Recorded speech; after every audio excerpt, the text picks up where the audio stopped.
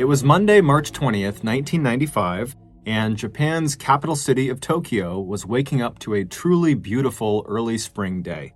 By the end of the month, the city's famous cherry blossom trees would be in bloom, attracting thousands of visitors and residents to the cherry blossom festivals that would pop up in half a dozen places throughout what is the largest urban center in the world. But on that particular morning, many of those who worked in Tokyo, like 26-year-old airline employee Kyoka Izumi, were not happy when they heard their alarms going off.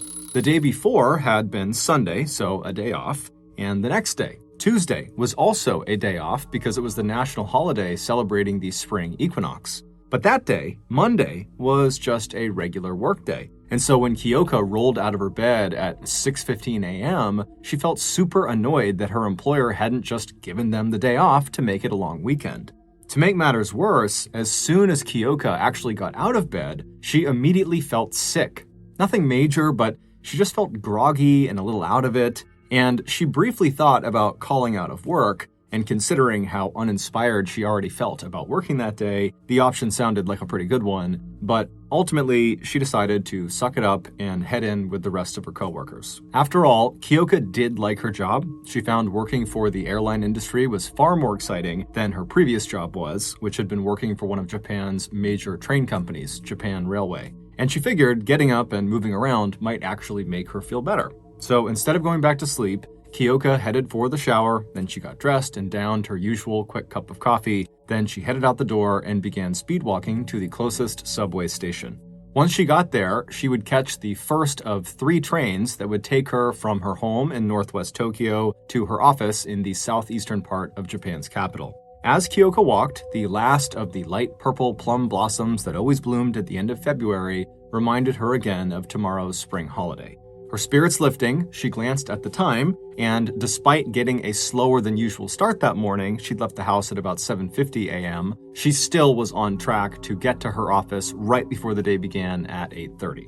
A few minutes later, Kyoka got to the entrance of the local train station. She was lucky because the timing of her daily commute meant that she always missed the absolute height of Tokyo's morning rush hour, where the subways would get so crowded with people, subway attendants in uniforms and caps literally pushed people and their bags into the train cars just so the doors could close. But even at its most crowded, and the Tokyo subway carried more than twice as many riders as the New York City subway, Tokyo actually has one of the safest, most efficient subway systems in the world. Walk into a Tokyo subway at any hour of the day, and you will not see people sleeping on benches or warming up on top of heating grates. You won't see trash, you won't see graffiti. It will be pristine. The same subway attendants who push people onto the trains also spend a large amount of their time patrolling the subway to pick up trash and make sure everything is always spotless. Kyoka turned off the sidewalk and headed down the stairs into the less than crowded subway station below. She swiped her train pass and then stepped through the turnstile out onto the train platform. A few minutes later, the first train she would take arrived, and she stepped on board and she grabbed a seat near the doors. The doors shut a few moments later, and off the train went, rumbling into the dark tunnel ahead. 5 stops later, Kyoka stepped off of that train and walked across to the other side of the station platform, where she stood idly waiting to catch the next train. A few minutes later, that train would arrive. It was train A725K, and it pulled into the station right in front of her. This train would take her all the way to Government Center, which is right in the center of Tokyo, and is one of the busiest train stations in all of Japan. When the doors of train A725K opened, Kyoka stepped aboard and once again felt lucky she was missing rush hour, because the train, it was crowded, but not so crowded that pushers would be required to get everyone on board. Most of the seats were taken, but Kyoka could see a clearing towards the front of the car where she'd be able to stand. And so as she began walking in that direction, she nodded to a few familiar faces but didn't have any conversations with anyone. Tokyo subway etiquette included never littering, not making any commotion, and not talking too loudly, or really at all. And this morning, that suited Kyoka just fine. She really did not feel like talking anyway. When she reached the clearing in the front of the car, she grabbed onto a handrail above her head, and she watched as the doors closed, and then she felt the train begin to lurch forward. When Kyoka left that morning, she had hoped her morning commute would wake her up and make her feel better, but as she stood there on this second train, A725K, she couldn't help but notice that she actually was starting to feel worse. As this train slowly rumbled on in the darkness, Kyoka closed her eyes and took a deep breath in to try to reduce the nausea that was starting to come on. But as her lungs filled, she suddenly felt this excruciating pain in her chest. It was so blindingly painful and so sudden that she instinctively let go of the handrail and grabbed at her chest with both of her hands, almost causing her to fall over, given the fact that the train was moving. She breathed out forcibly and then gagged as if the air she had just inhaled was the source of the pain, but even with her lungs now empty, her chest still ached. But just as quickly as the pain had started, it stopped. And when it did, she fumbled again for the handrail above her head, and once she had a firm grasp on it and she was steady on her feet, she told herself that, that pain had probably just been connected to stress, as her grandfather had passed away recently, and she was very upset about that, and so she was thinking, okay, that could be why. Or maybe it was connected to her just not feeling very good that morning to begin with. Maybe this is just her being sick. But after she was able to kind of talk herself down and convince herself that this was not a big deal, something else registered to her, which was she had just grabbed at her chest and started gagging, and very obviously it just kind of made this scene. People are going to be staring at her and wondering now if she's okay. And so Kyoka starts to feel super embarrassed as she's still kind of looking down, and she's imagining that when she looks up, there's going to be all these commuters staring at her, waiting to see, is she okay or not? And so Kyoka eventually, she does look up, and she's anticipating kind of like waving to people and kind of signaling that she was okay now. But when she looked up, she was kind of surprised at what she saw, because when she looked around into the train car, no one was looking at her. And the reason was everyone in the train, everyone was coughing. No one was paying attention to her. All they were doing was trying to cover their mouths as they all coughed. So everyone's got their jackets over their faces, and they have their elbows up over their mouths. And Kyoka's just kind of looking around, wondering what the heck is going on. And then she felt her own throat start to tighten, and she started to cough. And as Kyoka tried to shield her own mouth, she noticed the people around her had gone from a somewhat mild cough to a violent one. Some people were coughing so aggressively they could not catch their breath, and you could see panic on their faces as they don't know what to do. They're not able to breathe. But despite this totally insane coughing phenomenon that was taking place on board this train car, the train just rumbled on and continued making all of its scheduled stops. And as new commuters clambered on board, they too began to cough.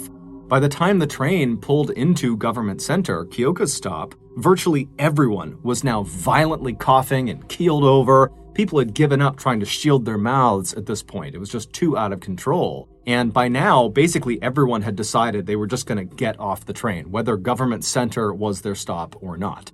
And so there was a throng of people that were kind of pressed up against the doors, waiting for the doors to open. And so when the train finally did come to a full stop and the doors opened up, a wave of coughing commuters rushed out onto the station platform, the sound of their hacking and gagging filling the air. And so Kyoka, she was towards the back of this group of people leaving the train. And as she was leaving, right as she's about to go out of the train doors, she glances down the length of the train car she is in, and she sees some of the passengers are pointing at something on the ground while yelling for subway attendants to come have a look.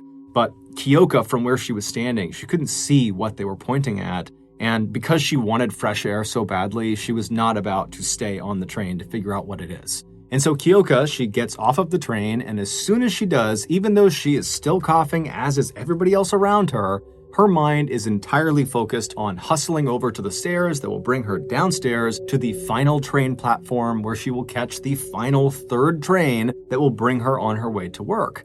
Because at this point, even though she has no idea why everybody is coughing, Kyoka is only viewing this coughing fit as a nuisance, not as an emergency.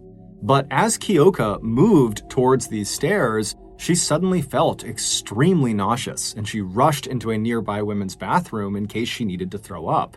Once she was inside, she resisted the urge to vomit, and then she splashed some water on her face, and then after kind of composing herself, she headed back out onto the station platform, and still her mind is focused on just getting to work. And so she begins walking over to the stairs again. But she'd only gone maybe a few steps before an alarm sounded inside of the subway, and then a voice came over the subway intercom telling everyone to evacuate. Having worked for Japan Railways previously, Kyoka had been educated about this particular alarm that she was hearing. She was told it was never used for anything other than true emergencies, so she knew whatever was going on had to be bad. Right around the time that Kyoka was getting ready to leave for her daily commute to work, 48-year-old Ikuyo Hayashi was also getting ready for work. Hayashi was part of Japan's highly educated and financially successful super elite. He was a gifted and well-respected surgeon who was known for being extremely devoted to his patients. On that particular Monday, like Kyoka, Dr. Hayashi had gotten up early. But shortly after starting his typical morning routine, he noticed he was sweating a little bit and his heart rate was elevated. For a second, he felt concerned, but he chalked it up to stress and kept getting ready. Just before 7:30 a.m., he headed to the front door. Before stepping into the cold morning air, he patted his coat pockets to make sure he had everything. Then, despite the clear forecast for the rest of the day, he grabbed an umbrella leaning up against the front door, and then he stepped outside and made his way to the curb where a car was waiting for him.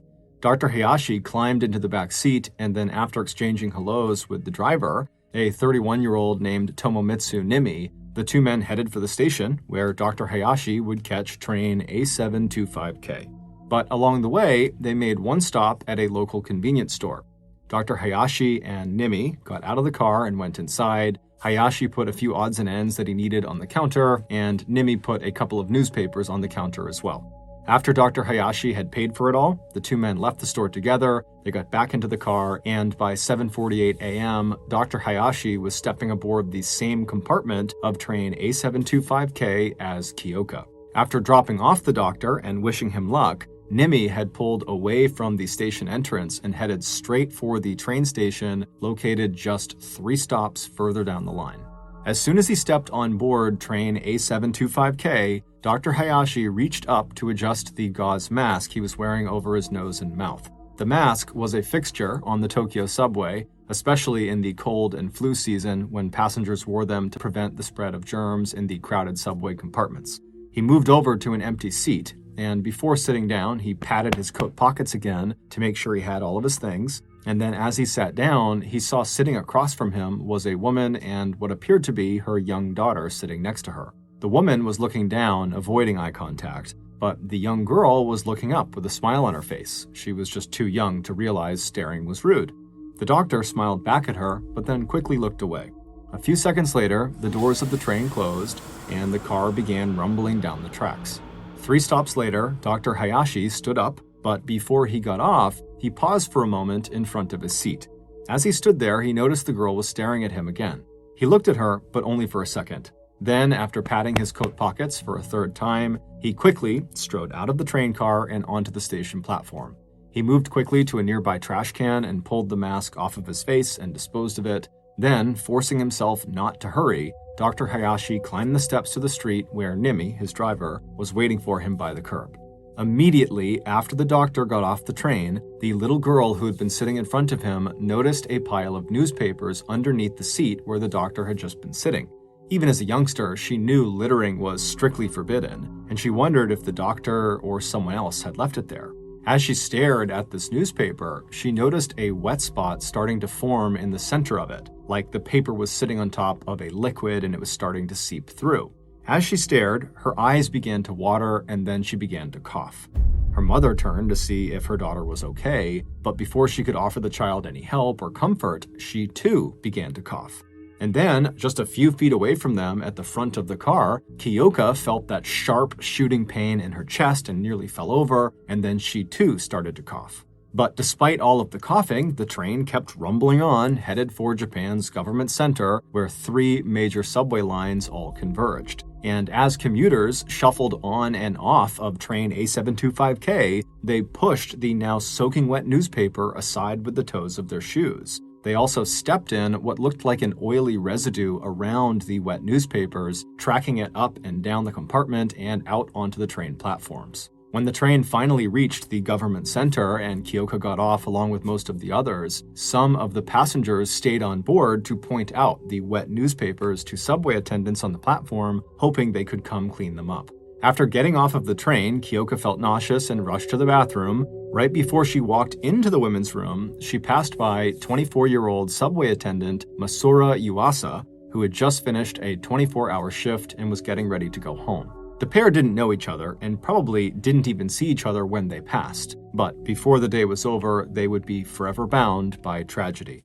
Masura really liked his job with the Tokyo Metro, and despite looking like he was still in high school, he actually had worked as a subway attendant for 7 years. As he passed by Kyoka, he heard people coughing on the platform, but it wasn't something that really registered to him. He was only thinking about going home and going to bed because he was exhausted from his overnight shift. As he moved along the platform, he saw his chief suddenly coming out of an office with a mop in his hand. And so, intrigued, Masura asked him, what's up with the mop? And his chief would tell him that there had been some sort of liquid spill on one of the trains, and whatever it was had apparently been tracked all over the train, and now it was out all over the station platform, and so he needed to go and clean it up. Masura didn't actually need to help him. His shift was over, but he told his chief that he'd go along and he'd help out. So Masura and his chief walked together down the platform, and as they walked, they both started to notice that just about every commuter they passed was coughing. But neither Masura nor his chief addressed it, they just kept on walking. Eventually, they saw 3 of their fellow subway attendants straight ahead, standing in the middle of the platform. 2 of the men were holding in their hands the wet newspapers that had been inside train A725K, and a 3rd man who was next to them was opening up a trash bag. And as the 2 men who were holding the newspaper were waiting for this bag to be opened, oily liquid seemed to be pouring off of the newspaper's edges onto the ground. And in fact, there was a long, oily trail on the ground from wherever these papers had been carried from all the way to that platform. And so as soon as Masura and the chief walked up in front of these 3, the chief noticed the huge oily puddle right underneath them, and he saw the trail, and so he got to work trying to mop up this oil all over the ground. And Masura, he didn't really have a job to do. He didn't have a mop, and he didn't have a bag or anything, so he just stood there watching. And as he stood there, it really started to sink in that virtually everyone on the platform now was violently coughing. And some people were even leaned up against the wall vomiting.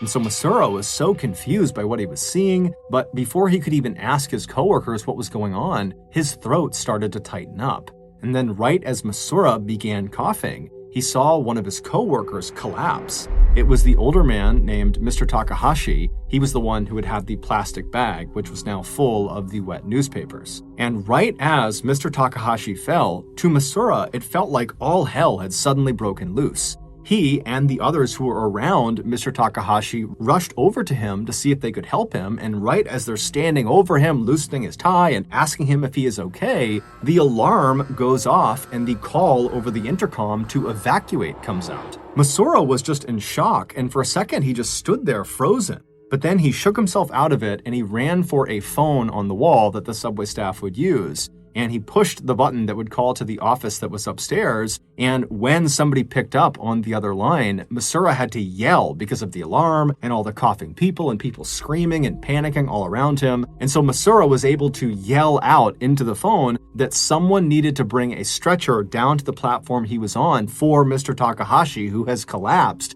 and someone needs to call an ambulance for Mr. Takahashi. And so after Masura communicates this over the phone, he hangs up and he runs back over to the crowd of his coworkers and Mr. Takahashi. And then just a minute later, a subway attendant comes charging down the stairs. He's got a stretcher in hand, and he, along with Masura and the other coworkers, they put Mr. Takahashi on this stretcher and they lift him up and they begin carefully moving him through this very panicked throng of commuters trying to evacuate that are coughing and vomiting. And so as they're moving, Masura, who's holding onto the stretcher, he turns back and he yells at the man who had come down with the stretcher. He says to him, "Hey, you called the ambulance. Where are they going to meet us?" Because upstairs, there were several exits out of Government Center. And so unless the ambulance knew where to pick them up, it would be nearly impossible to sync up with them. And so Masura's looking back at this coworker of his, waiting for an answer, but this coworker is staring at Masura with his eyes wide, totally glazed over. And then suddenly this guy just collapses to the ground. He lets go of the stretcher and falls to the ground and starts convulsing and shaking. And so Masura and the others put Mr. Takahashi down to deal with this new casualty.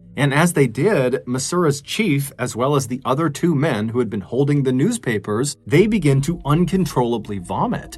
And so suddenly Masura is the only one who is not violently ill or in some way hurt. And so even though he had no idea what was going on and it's absolute chaos all around him, he did know he had to act right now. And so he yelled at this group he was with, who probably didn't even hear him, that he was going to go upstairs, he was going to find this ambulance and figure out what exit they needed to bring Mr. Takahashi to. And then he turned and began trying to run up the stairs as fast as he could, even though he was totally surrounded by panicked commuters trying to get out as well. But eventually he got to the top of the stairs, at which point he ran through the crowd toward the nearest doors that would bring him outside. And as soon as he pushed the doors open, he couldn't believe what he saw. There were people outside on the ground everywhere. People were coughing and vomiting, and he could hear sirens, ambulance sirens everywhere. But there was no ambulance outside waiting for Mr. Takahashi. And so he's thinking to himself, how is this ambulance not here? Where are these other ambulances going? What is going on?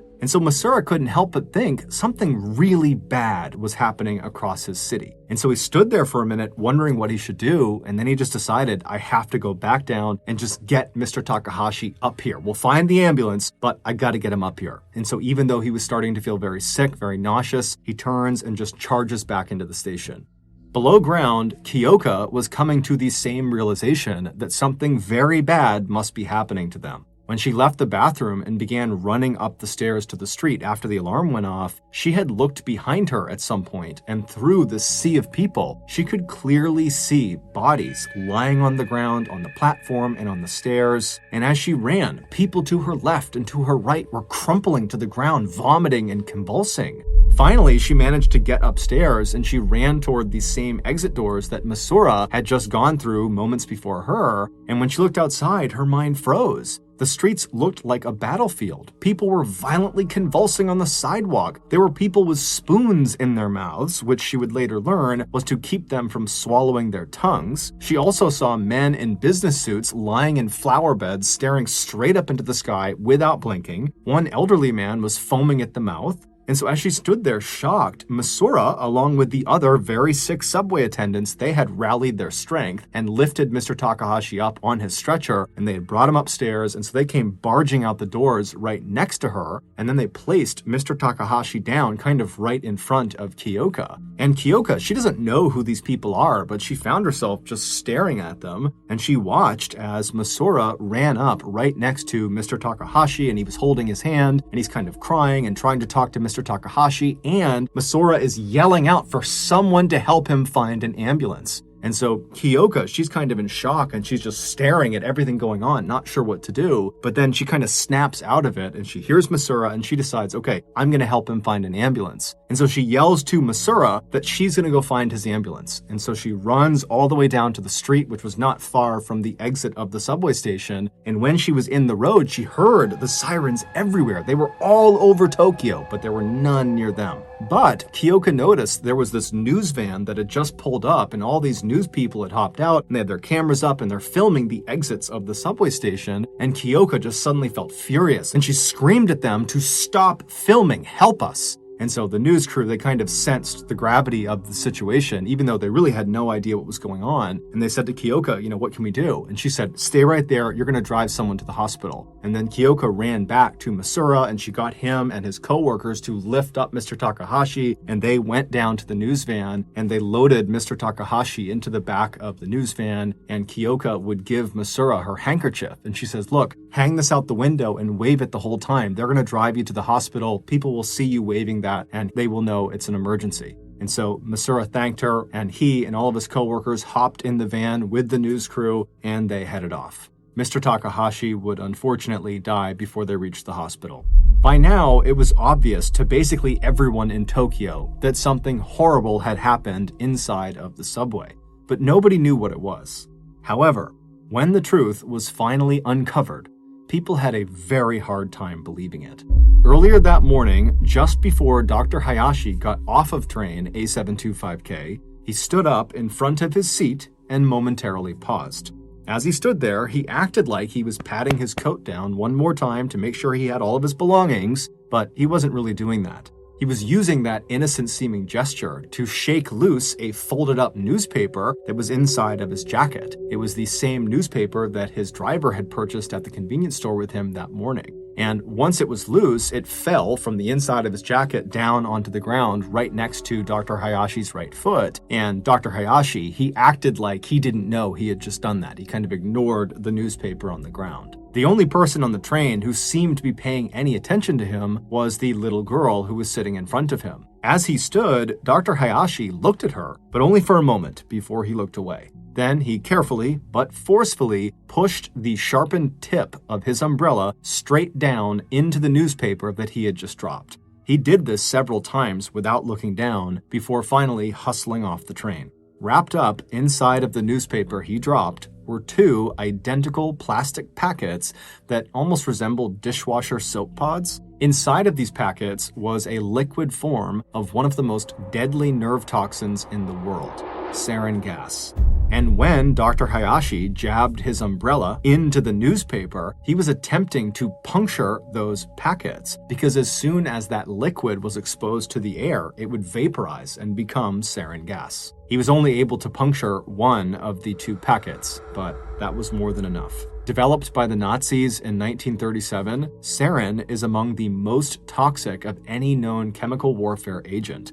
Within seconds of exposure, sarin disrupts the normal activity of our neurotransmitters, basically sending our nervous system into overdrive. Your muscles start to convulse and twitch, your normal bodily secretions go crazy, so you start to cough and you can't stop. Tears come pouring out of your eyes, your pupils contract until they're like pinpoints, your nose starts running, you drool and vomit. As neurotransmitters keep telling your nerves to go, go, go, go, go, your bowels and bladder evacuate themselves. And because sarin has no taste or smell, the people near it in the Tokyo subway had absolutely no idea what was happening to them. Instead, they felt the stabbing pain as their chest tightened. They started to feel nauseous, their vision blurred. Depending on the purity and strength of the sarin gas and the type of exposure, those symptoms could intensify, progressing to convulsions, paralysis, and death within 1 to 10 minutes.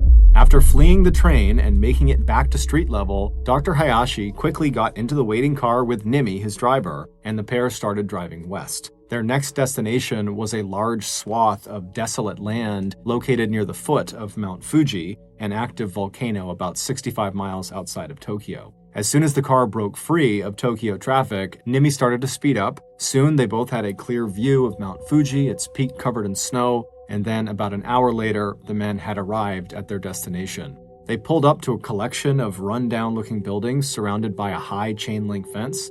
As soon as Nimi had parked the car inside of the compound, Dr. Hayashi opened the car door and walked toward one of these smaller buildings. Once inside, he walked straight through what looked like a waiting room to a back door. He took a deep breath and then he opened that door, and inside was this smaller office, and there were 8 men inside of it. Dr. Hayashi stepped inside with Nimi close behind him, and they took up their spot on the right side of the room, standing shoulder to shoulder with the other men, and just like everyone else, they waited in silence. A few minutes later, the door at the back of this inner office opened, and a 40-year-old man named Shoko Asahara came in. He was a stocky man with black hair down to his shoulders, and he had a black beard that reached halfway down his chest. When he stopped in front of Dr. Hayashi, Nimi, and the other 8 assembled men, he stared at them through his gray eyes. After a few tense moments, a man standing next to Dr. Hayashi nervously stepped forward, and he looked at Shoko, and he just said,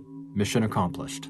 It would turn out Dr. Hayashi and every other person in that room and nearly 50,000 other people at the time were part of a doomsday cult called Om Shinrikyo, which means Supreme Truth, and Shoko was their leader. Initially, Shoko had founded Om Shinrikyo to preach a mashup of Hinduism, Buddhism, meditation, and natural healing, and he was extremely good at recruiting people to join, attracting many members of Japan's super elite like Dr. Hayashi. And once people joined, it was like they fell under Shoko's spell. And soon they would become obsessed with him, doing things like drinking his bathwater to try to get closer to him, or wearing electrically charged hats they believed would synchronize their thoughts with his. And so when Shoko shifted gears and decided Aum Shinrikyo needed to focus less on spirituality and healing and instead focus on starting World War III in order to cleanse the world,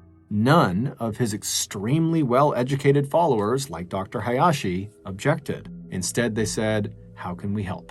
And so, on March 20th, 1995, Dr. Hayashi, along with 4 other cult members that were in that room with him, carried sarin gas packets into the Tokyo subway and dropped and punctured them in strategic locations to ensure the gas spread as far as possible. And then afterwards, they ran back to the streets where their drivers were waiting to take them away. And all of the drivers were in this room as well. Shoko hoped this attack would somehow prompt World War III and collapse the Japanese government, but it didn't do that. However, it did kill 13 people and injured 5,000 people.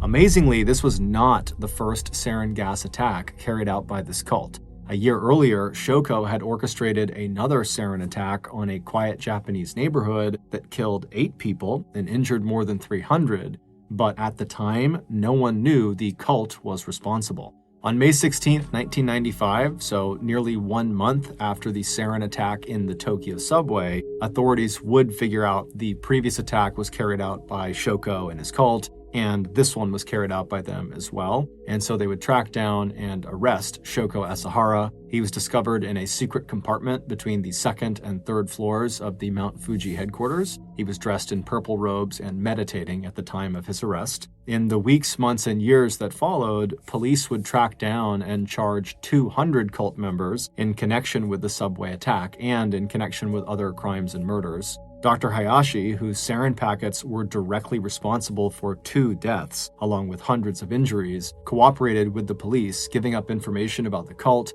In exchange for this information, he was spared the death penalty and given life in prison. 123 cult members would be given the death penalty, including Dr. Hayashi's driver, Nimi, and the cult's leader, Shoko Asahara. Kyoka and Masura would both survive the Tokyo subway sarin gas attack. Masura would spend 3 days in the hospital, but after he was discharged, he would go right back to work.